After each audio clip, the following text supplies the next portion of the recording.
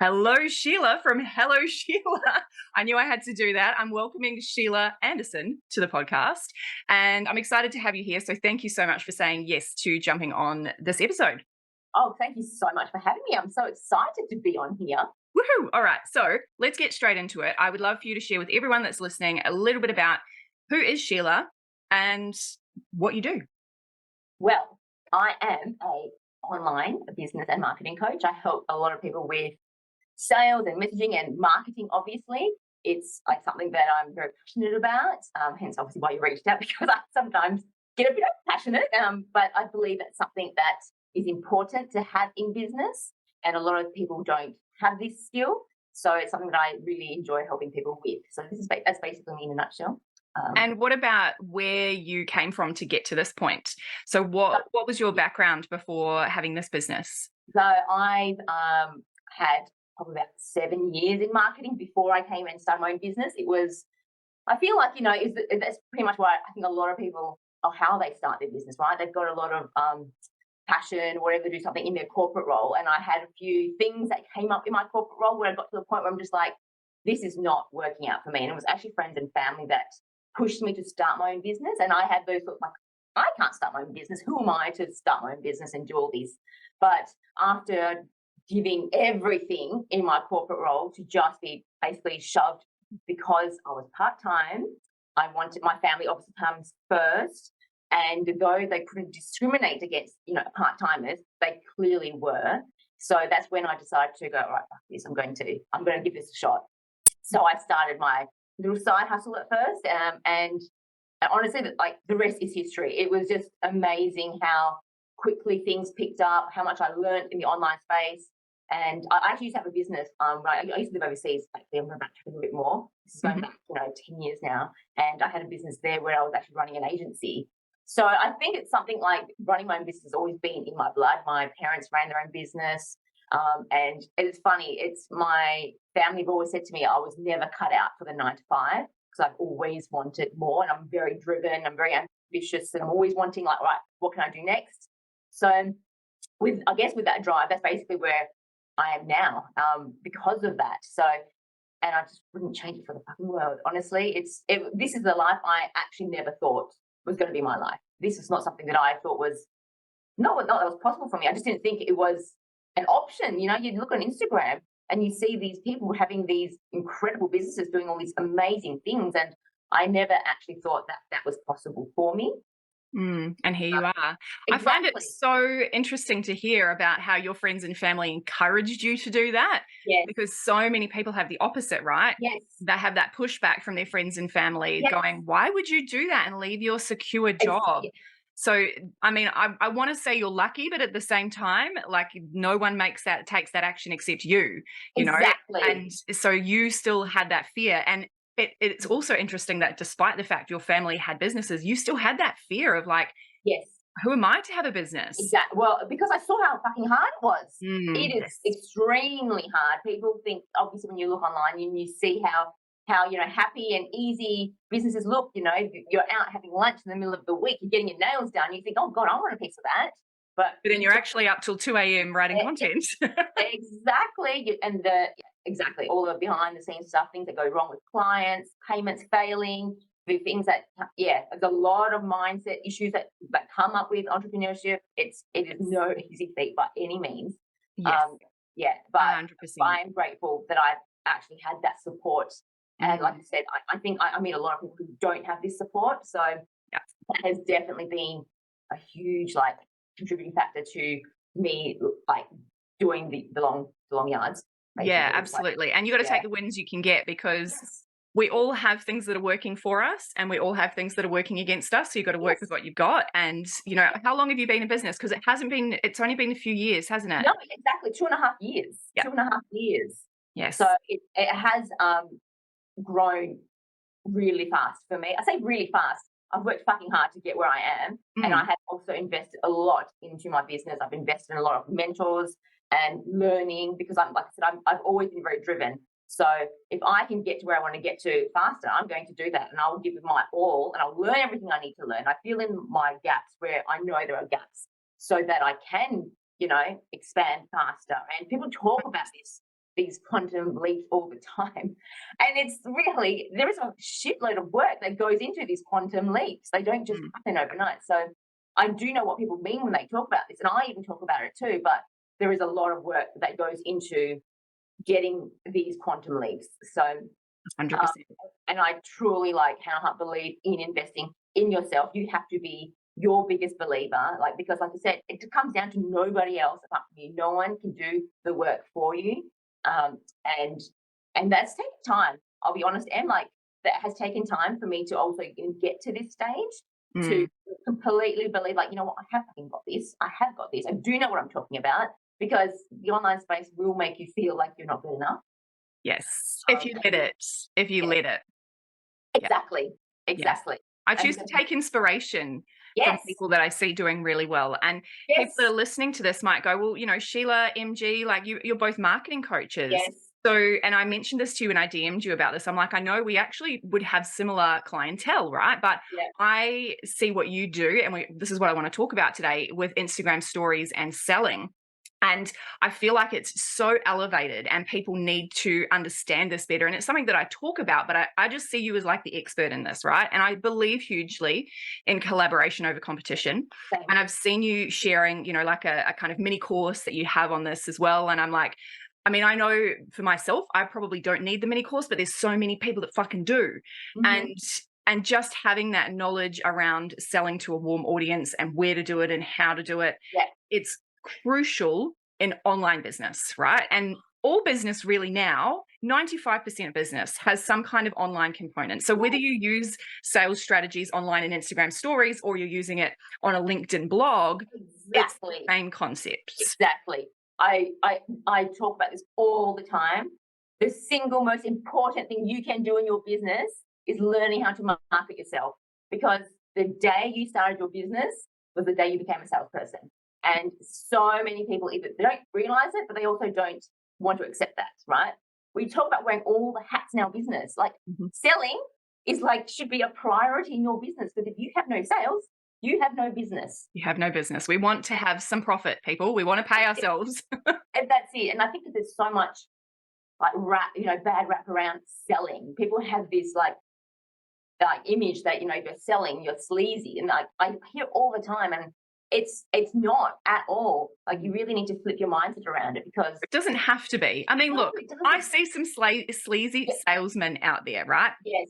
It exists. And I always look at it now with interest as an observation when I see that kind of sales process where it is more that kind of manipulative car salesman kind of vibe. But I always look at it and go, you know what all they're doing is using human psychology. Everyone still needs to use human psychology in their sales process in order to get the result, because otherwise you're not making people's decision easy. You're making fucking confused rather than sure that they want to buy from you or sure that they don't. And that's okay. Exactly. And it's being okay with that and knowing that, not everyone's going to buy, and you're not going to be for everybody. And that's a good thing. It is a good thing, because the last thing you want is a client that's not the right person for you anyway 100%. And causes you issues. Now, we could talk about all the things, but I want to really drill down into Instagram stories, because it's one of the things you speak about. It's one of the things I tell my clients to do. It's one of the things I aim to do in my business. Why do you think Instagram stories in particular are an effective tool for selling? Well, because so a lot of people feel all right, everyone talks about posts consistently, right? But the thing is, if you're not showing up in stories consistently, all that work is almost becomes invalid, because you're funneling people in and then you're kind of leaving them hanging out to dry. So, your content builds, your authority, your expertise, it gives your audience value. It helps your aligned clients find you, but content alone won't sell your offers. However, your stories, it does all of that, but it also creates connection. It creates trust. It builds trust, and ultimately it sells, because the main reason why someone will buy from you, and we talk about this all the time, is because they trust you. You need that know, like, trust factor. And the fastest way to build all those things is showing up in stories and showing your audience, who you are, who is the person behind the screen, because like we know you're a decent person behind all this pretty Canva graphics. Like we just want to see it. But and when you show up in stories, and I will go into this as well. I don't always mean face to camera, because I know that's a huge thing for so many people. Like, oh no, I can't show my face to camera. I can't do that. You can still connect with your audience without having to speak to camera every day. I don't even go face to camera every day, because if some days I'm not feeling it, I'm not going to show up. And I'm not sure. I always say to my clients, yes, I do want you to sell every day, but this doesn't mean you have to go face to camera. And if you're not feeling it, don't show up. Like, it's simple as that, because people feel your energy. They can really tell if you are passionate about something, if you're excited about something. All that gets, that comes through on your stories. And that's why we can build that connection with our audience so much faster than through a static post. So that's why stories, that's where all your warmest leads are, by the way. They're already following you, so they already want what you have, and they get to know you. Like, they get to see you walking the walk. They want, this week to show people like you actually know what you're talking about. Because, I mean, you would all know, like, when you go to someone's profile, right, you look at their content, you're like, that's great. The next thing you do is go to their stories, because you want to see who are they, what are they about. You want to know who the person is. And what are they selling? Exactly. What do they even offer? Exactly. And that's why stories are the best place to sell, because like I said, all your warmest leads are already there. They want more. So I think the two key things I want to really highlight in what you just said is, number one, your warm leads are there. So like, that's what we need. We need to talk to our warm leads. They're the ones that are ready to fucking buy. Exactly. They're not watching your stories if they don't give a shit about what you say. They're watching your stories because they do. Amen. Exactly. That's the first thing. And then the second thing that you said that I can't fucking remember now. What was it? I should have written it down, but I was like, in the zone. And then I started talking about the warm leads, and I'm super excited about them. What was the second thing? There was two things. Fuck, I wanted to highlight them. Connection, getting to know the person. Yeah, no, it's gone. It'll come back to me. It'll come back to you. It'll come back to me, and then I'll interrupt you in future and be like, it was this thing. Yep. Okay. You take away what you wanted to take away from that answer. Clearly, MG had her own light bulb moments coming up. So what is it about Instagram stories that makes it easier to sell, other than the warm leads? So when you think about like what you create to put in an Instagram story, how is that an easy kind of funnel through to a sale? Well, I think because first of all, people's attention span is next to zero. So if you think about a static post, if you're not going to grab their attention in the first 2 seconds, they're not going to read whatever you have to say. So that already in itself is why I love stories, because stories are so much more engaging. You can really you can talk to your audience, you can ask them questions, get them to engage with you. And the way I like to shop in stories, I like to break things down into bite-sized pieces so it is easy to digest for my audience. And that is what keeps them also engaged, because they can take in small pieces of information rather than, reading like a whole long ass post, which, I still do those because I genuinely love to write, but also the way I deliver information, I like to make sure people, are getting the value out of what I want them to get, what I want them to get. But in stories, I just find that's a lot easier to bring that information to them, because you can kind of do it on those slides, can't you? And I think, do you think it's around like you tap, so you're kind of like interacting, because you read the slide, you might have to hold your finger down to read the slide, and then you tap to go to the next one, and there's like a little bit more information added, more bite-sized pieces of information, and maybe it's the interactivity that also helps them stay engaged. 100%. And like, when it comes to stories, if I'm selling stories, there's 1,000% there's strategy behind it. I don't just put shit up like for, Oh, you can tell. There is definitely, Anyone that's not already following Sheila, go to the link in the show notes, because this is how we ended up having this conversation. Because I watch your stories and I'm like, damn, she's good at this, you know? And so I look at it and I think, what's she doing? How's she doing it? Like, what's the strategy behind it? Definitely strategy behind it, because like I said, people's attention spans are next to zero. So if I put a whole long ass post on my story, most people will not read that. But people are going to see a whole bunch of text, and like that's the first thing I will do is I'll swipe. If I see a whole story with this tiny text, like honestly, most people are not going to read that. So I intentionally drip feed my information to my audience so they can get the main chunks out a lot easier. Yes. And Agreed. yeah, absolutely. Like I say to my clients all the time, do not just put a whole bunch of text up because no one's going to read it. And it goes the same for people who always put the same Canva graphics. Like honestly, Yeah, we don't see it anymore. exactly. It's like you see it, but you don't see it. I have this Post-it note on my computer desk, right, that I realized yesterday that I've had up for 6 months. I don't see that Post-it note anymore. It's not relative to my business anymore. But because it's on my desk and I see the same fucking yellow Post-it thing there every day when I sit down, I don't see it. So if you share the same graphic, perfect. the first few times people see it, the second time they're like, oh, they're sharing that thing again. Next. Yes, swipe. Exactly. And people think, oh no, but I'm just changing the text. I'm like, no one's reading it. Yeah. I'm telling you, no one's reading it. So it's, and that's why people feel like when they, and that's how a lot of people sell, I guess, on stories, because they just want to put up the graphics, like of all the beautiful things that included in their offers. And that's like number one sign of people are not going to read it. Like if you just think, do you actually stop and read somebody else's like graphics? Like, you know, when they put their Canvas slides, do you actually read them? I'm going to say no, because it's just becomes the same. You're just now blending into that noise again. So and I want to say you do create beautiful slides for your stories, but I can tell that what you do is you create something that might have a logo in Canva or whatever it is, and then you're actually putting, you know, the story text over top rather than Canva text, so you can tell that it's that more organically created. Exactly. And content. people ask me this about my stories all the time. Literally, all my stories are created in Instagram. Yes, it's all. There are no fancy graphics or fonts or any of that, because that is not what is not. That's not important. That is not what is going to sell your offer. It really comes down to your messaging around your offer, which is obviously important. But then again, once again, you know, when it comes to stories, like you will see with my stories that I will never have like the same 10 slides, for example, right? It's all about pattern disruption. It's all about, you know, drip feeding information and like keeping my audience engaged. So that is really important, and that's why that's what keeps people engaged, because I am disrupting their thoughts. I'm making them go, oh, hang on, what was that? That, you know, like people stop and think the graphics changed.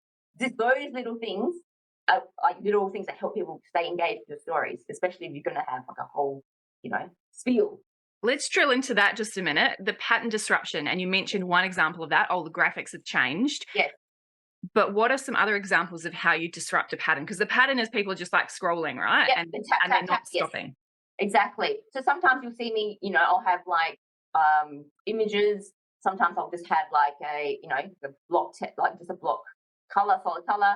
Sometimes I have video, or, you know, just things like that. Just different types of media. It really Shake it up. Yeah, exactly. Yeah. So not having the same thing in every single slide. You want to shake it up a little bit. So people keep watching rather than going, it's the same thing. I know if I see 7 stories in a row of face to camera, usually I'm like, oh, at least I'm really invested in this topic. Yes, exactly. And on top of that, please summarize your captions. Unless, like you said, unless you are someone who people will hang on to every single word that you say, people are not going to sit there and listen to you talk. So, so you reckon ditch the captions and have like a summary of what you're saying? I never use captions. I always summarize. And if I do use captions, I'll still summarize. Because first of all, not everyone is sound on. I don't use sound. And we are time poor. Like, get to the fucking point. And I'm very much, I'm very much like, all right, what are you bringing to me? Like, you know, are you giving me any value right now? Because if you're not, I'm out. I'm scrolling past. Okay, well, this is my takeaway from today, Sheila. I'm not doing captions, or if I do captions, I'm still going to do dot points. Yes.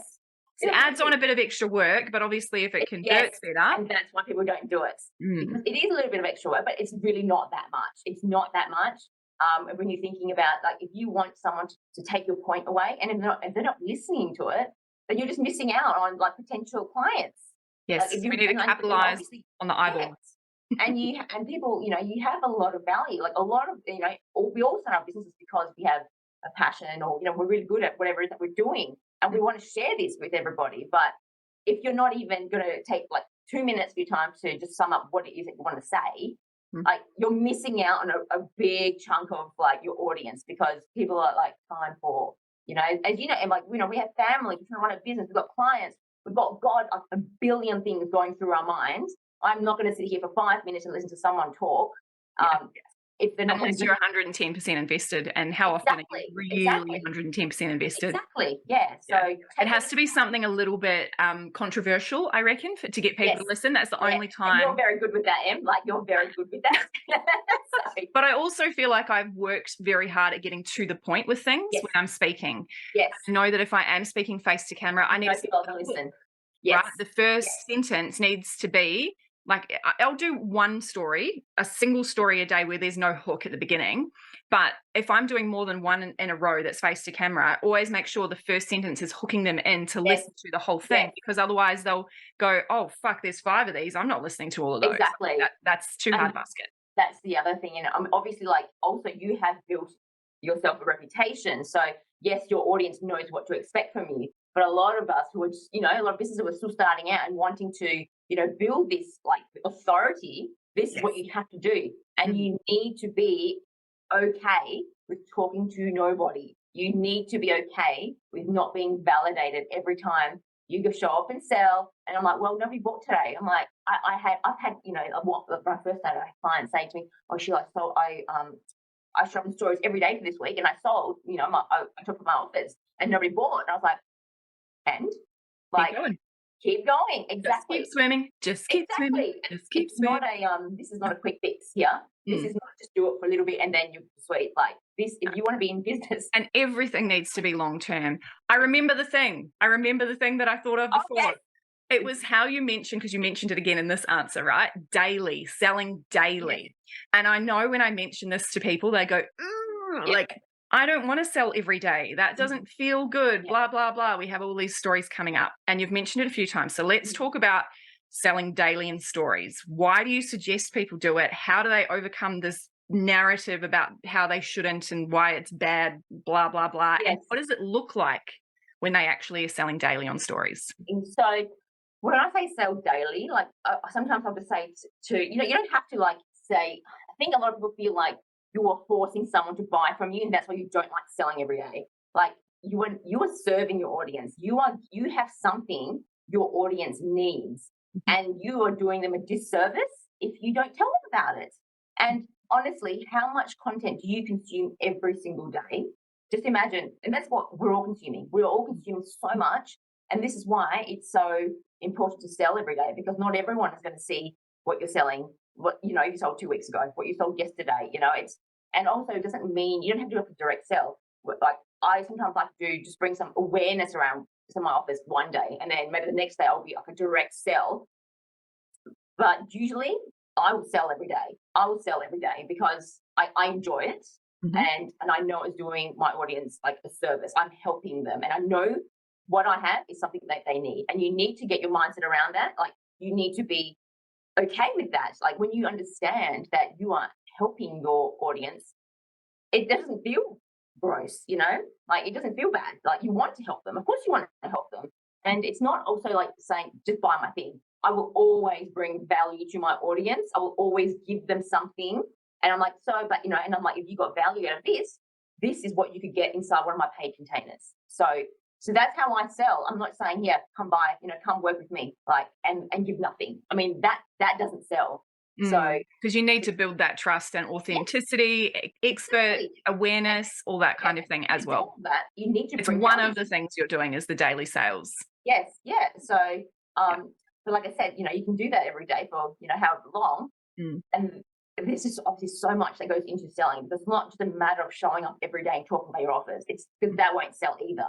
You need to know how to talk about your offers. You need to know how to bring value to your audience so that they can see that, okay, you do know what you're talking about. You do have something that I really want. And there's like obviously lots of ways that you can build that authority and that trust, which is why obviously showing up daily and sharing, stories around your clients, bringing that social proof in, like, walking the walk, basically showing like what you do works. Yes. So and case in point, what you said right before we hit record was that most of your clients have come through to you from stories. Absolutely. 90% of my clients come to me through stories.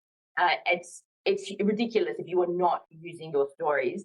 I'm telling you right now, you are leaving thousands of dollars on the table. Like there is no ifs or buts there. Like you are leaving way too much money on the table. It's Mhm. because, like I said, people want this connection. We want to connect with people. Like, we want to build that with somebody. So, like, give it to them. Yes, give it to them. Make the decision easy. Otherwise, they don't know. And you don't know when, if you share it every day, you don't know when is going to be the day where someone's like, actually, I really need this. Exactly. And that's it. And, you hear about the marketing with marketing, they say someone needs to see your offer like 7 times. At Honestly, least 7. 20 times now. Yeah, I reckon before it's they- more than 7 now. Exactly. So this is why it's so important to be showing and selling every day, and talking about your offers in some shape or form, so that people know what it is that you do, and just so you're also at like the front of their mind. So when that thing that they need comes up, you're the first person they're going to think of, because you've been in their face every single day, like talking about that thing or showing them this is what you do. Like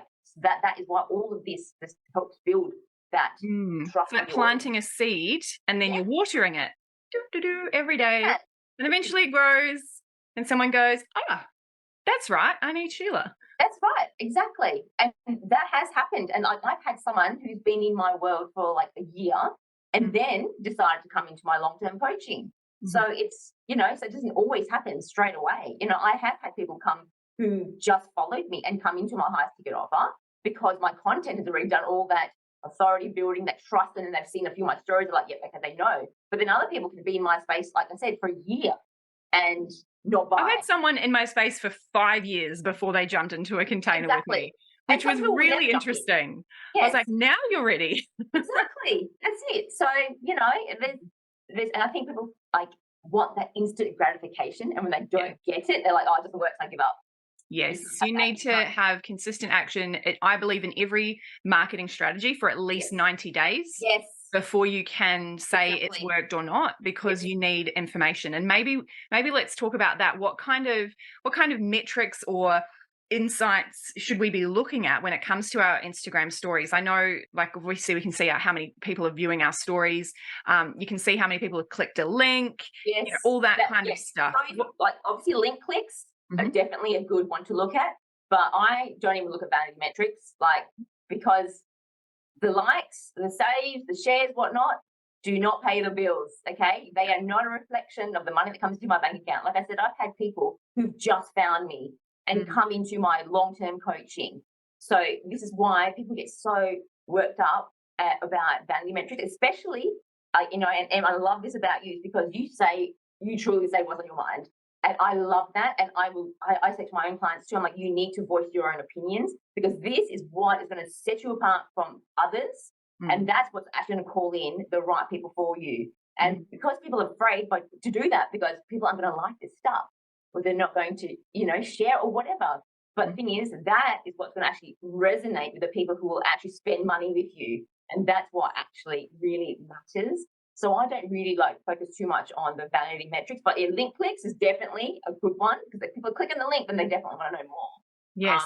And then if no one's converting from there, it's like, what's missing? Yes. Are people coming into your DMs? Are people coming in? Are people I say even voting in polls, that also can also be like a bit of a meh, because for example, I know I am a high caliber premium client because I will spend money where I know there is value. Like with my coach, I dropped a lot of money on her, and I didn't have a single conversation with her before I signed up to her offer, to her highest ticket offer. I joined her mastermind.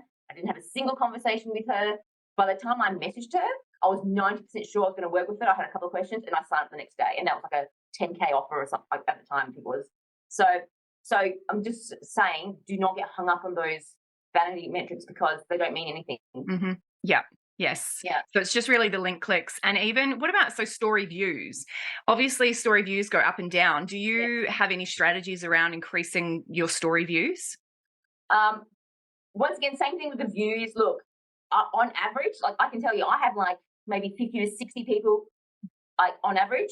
100 would be at best, okay? And I still sign 4-figure clients. Yeah. So once again, it's like the whole vanity thing. But if you don't already know, people sometimes their stories expire right after 24 hours. So if you haven't put a story for 24 hours, I always say, right, your first story back, make sure you put in an engagement sticker or a poll or something to get people to engage with it, like a really easy one to boost that first story, to get your views up, and then follow on from that. So you get, a lot of people who don't normally see your stuff will probably see that first slide.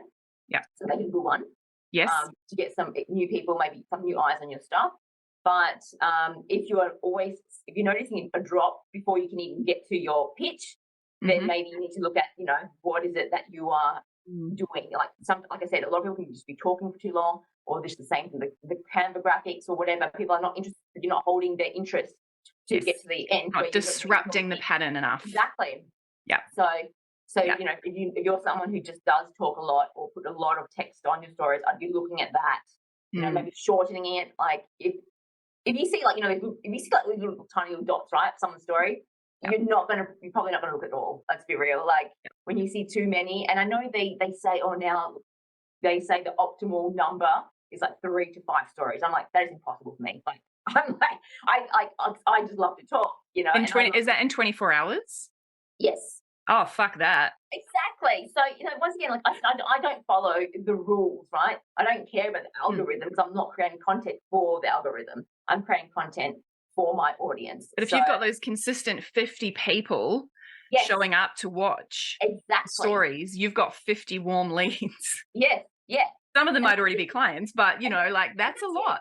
Exactly. And people think, oh God, I've only got 50 people. I'm like, mate, if you had 50 people in front of you right now and you was telling them about, your products, your services, you'd be stoked. Like that 50 people want to listen to what you have to say.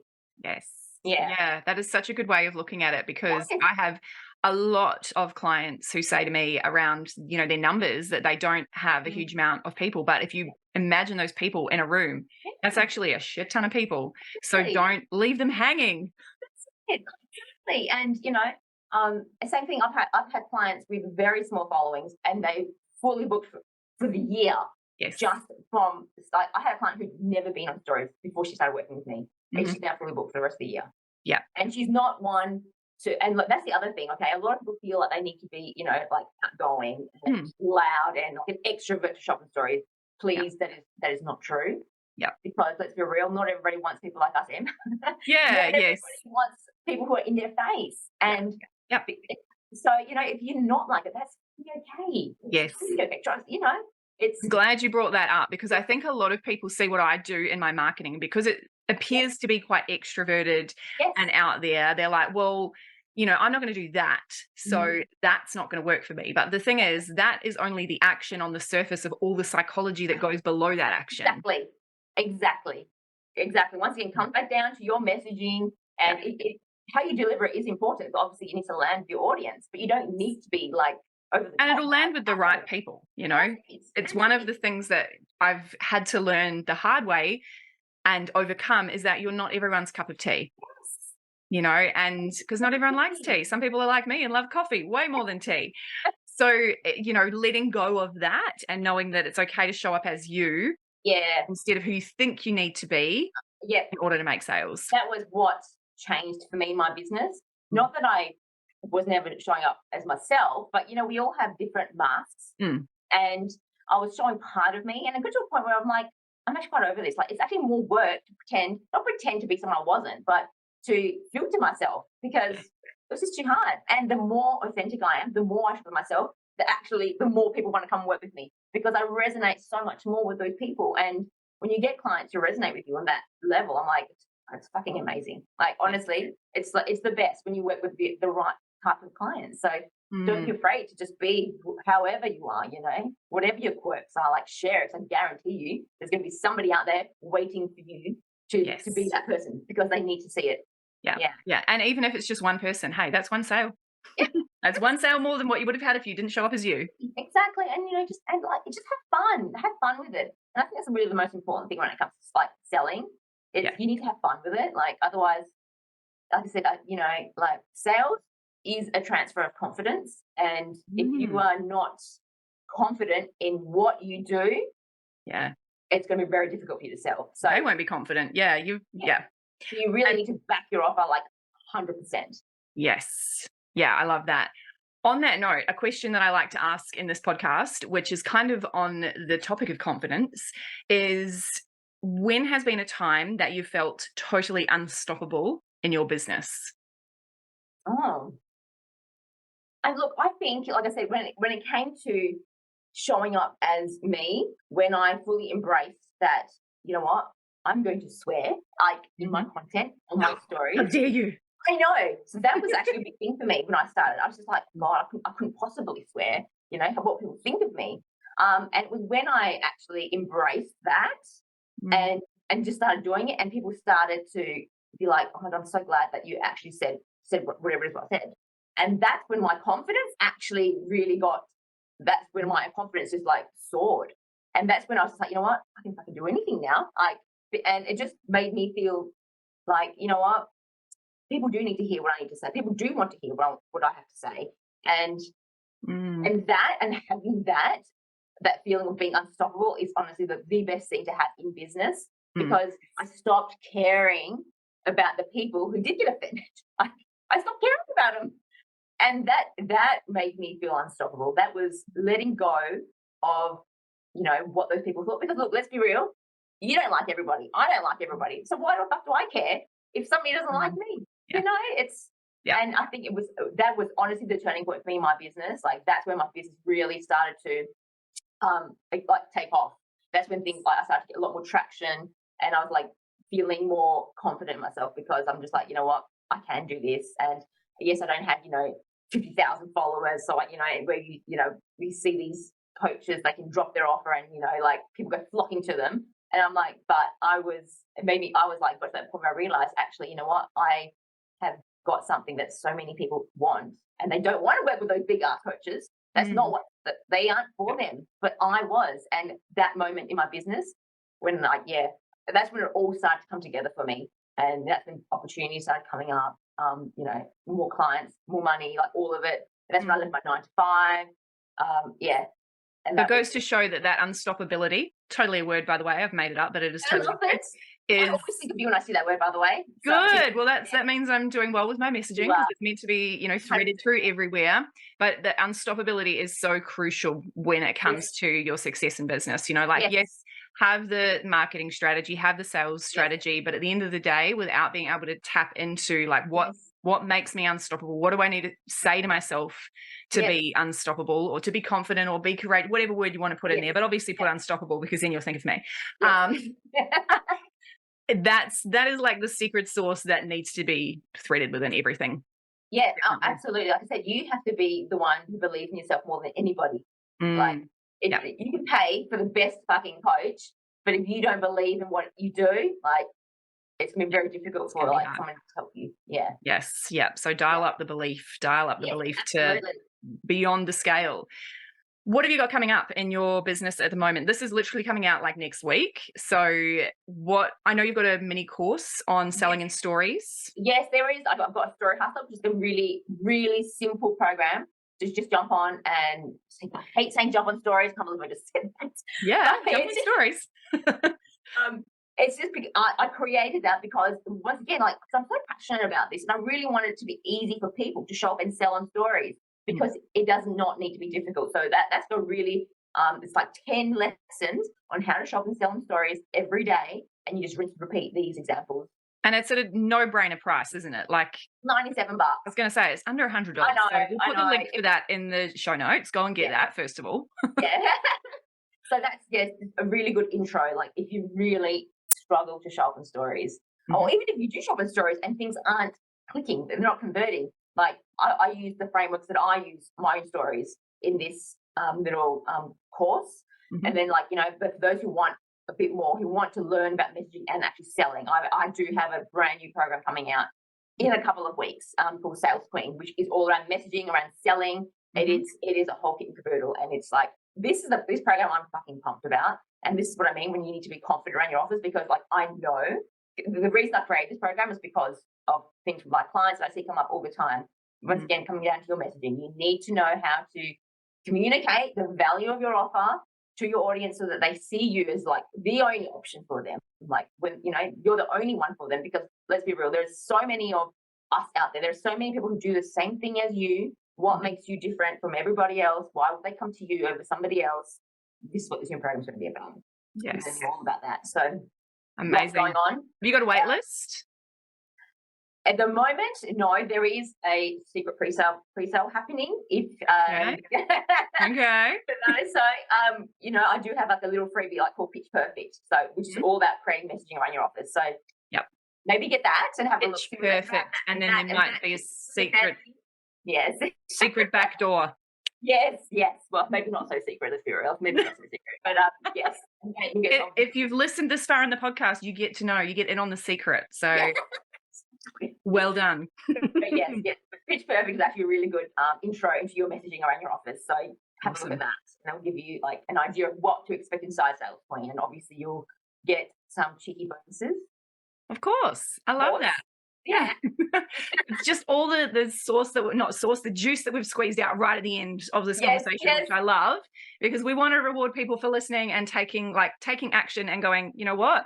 I'm going to take notes from this. Go and do something with this today, by the way. That is literally what I said. That's one of the first things I said inside that training. It's like, do not just download this because it's free. Fucking do the work. Take the stuff that you've got in this, implement it and action it, because that is where people fail. They don't implement. And then do you know what? Go and tag Sheila when you do it. Yes. So I can come analyze your stories. Oh, watch out. No, of course not. I would love to hear from you. Yes. Yeah. So go and check out Sheila's Instagram. I'll also put a link to your website in the show notes.